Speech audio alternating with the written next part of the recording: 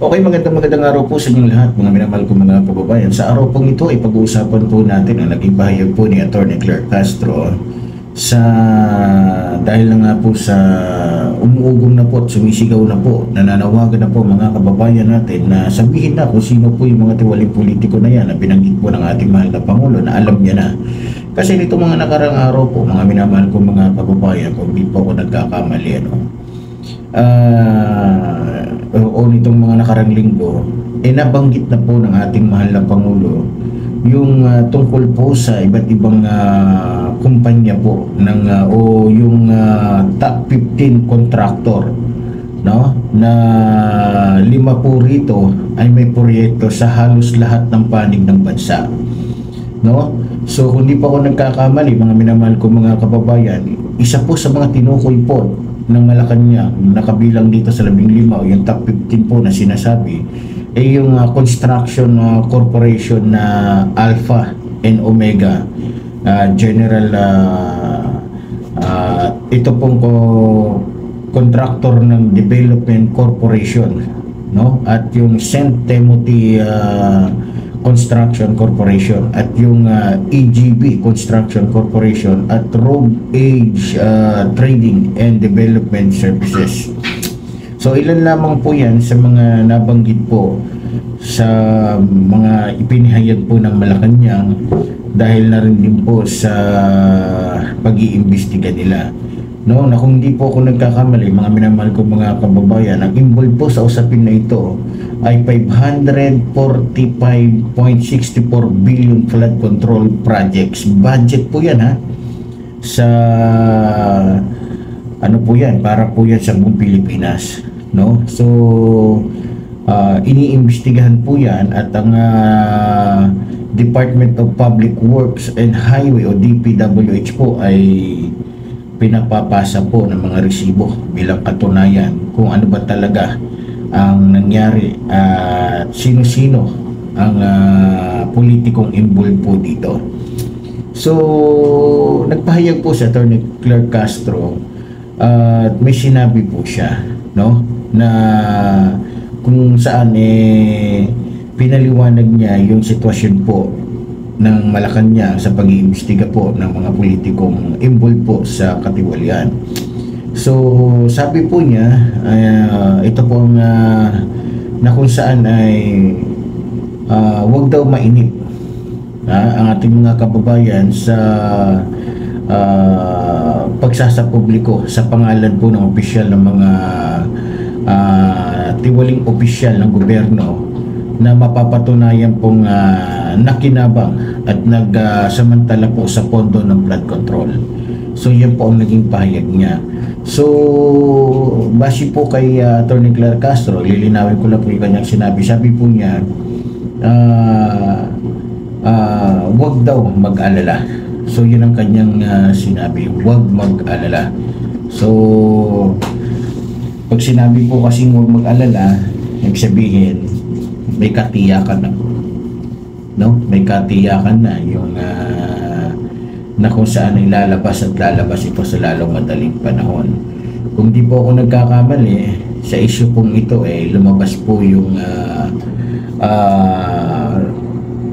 pangalan ni Escudero at ng isang contractor na kababayan niya, diba? So hindi pa natin alam, basta ang sabi po ng kalihim na huwag mag-alala kasi hindi po basta-basta ang pag-iimbestiga. Kaya sabi nga po ni Atty. Claire Castro, ngayon pa lamang tayo kumakalap ng reports, hindi po agad-agad dapat magsibak ang Pangulo kung wala naman pong ebidensya.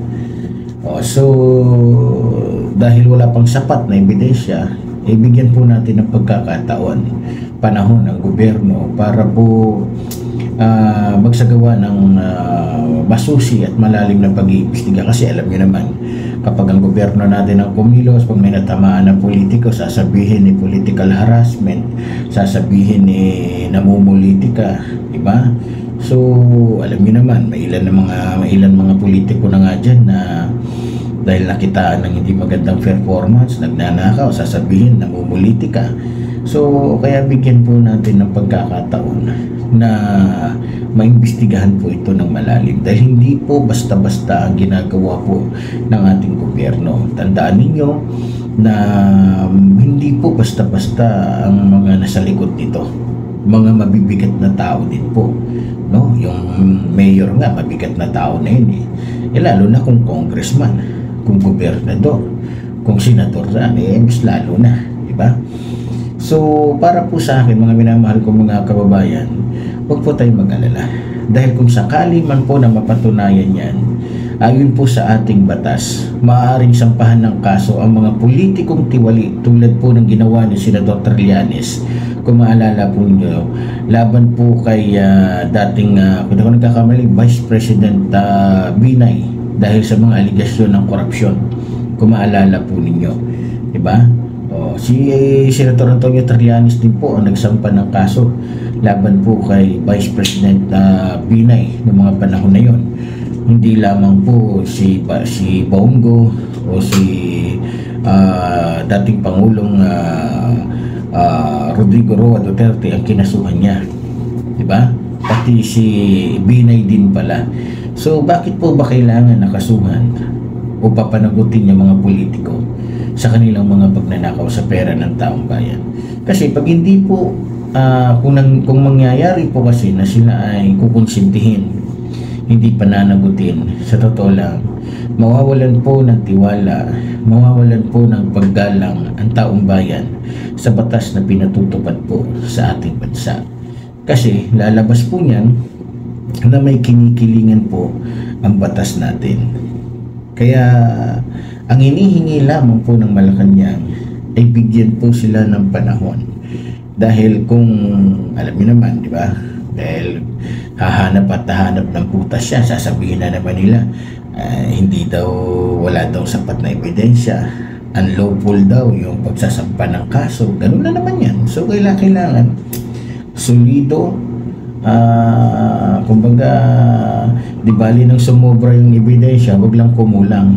Kasi pagka kumulang yan, may lusot po yung mga tiwaling mga politiko, no? Kaya sa mga kababayan natin, huwag po tayong mag-alala. Sa totoo lang, may tumutulong na nga sa atin di ba? Isa na dyan si Mayor Magalong ng Baguio City. So tumutulong na siya. Sa katunayan, mukhang pinasa na rin niya yung kanyang hawak-hawak na ebidensya sa Malacanang. Bagamat hindi pa niya sinasa publiko kung sino-sino yung mga politikong yan na involved sa mga katiwalian, pero may idea na, dahil maliban sa nag-iimbestiga ang Malacanang, ay may katulad po ni Mayor Magalong na tumutulong, at medyo mapapadali po talaga to. Kaya lang, hintay-hintay lang, kasi tulad po ng sinasabi natin, hindi po yung katulad ng isang chismis. Kapag narinig mo doon sa kapitbahay, pwede mo na rin i-chismis sa iba. So kinakailangan po na kapag nilabas po yung mga pangalan na yan, ay may sakto po o sapat na ebidensya, nang sa gano'n na hindi po mahulog. Unang-una po alalahanin po ninyo na sa bawat kilos po ng ating gobyerno, ng ating administrasyon, ang lagi pong bukang bibig ng ating mga kalaban ay namumulitika lang. So para hindi po yan na naman ang magamit nilang dahilan, kinakailangan po na mayroon pong sapat na ebidensya, nang sa ganon hindi na po nila magamit pa yung salitang namumulitika, no? Kasi yan ang nasa isip ng mga Pilipino, namumulitika lang Kaya kinakailangan po ng solidong ebidensya. Kaya sa mga kababayan natin, wag na wag po kayo mainip. Sa lalong madaling panahon, lalabas po ang katotohanan, ang ebidensya, at mga pangalan ng mga politikong sangkot po sa katiwalian o sa pagnanakaw sa pera ng taong bayan o sa pangungupit sa pera na para sana sa flood control projects. So muli po, tulad po ng sinasabi ng lingkod, mabuhay po ang ating bayan, mabuhay po ng mamahal sa ating bayan. Maraming salamat po.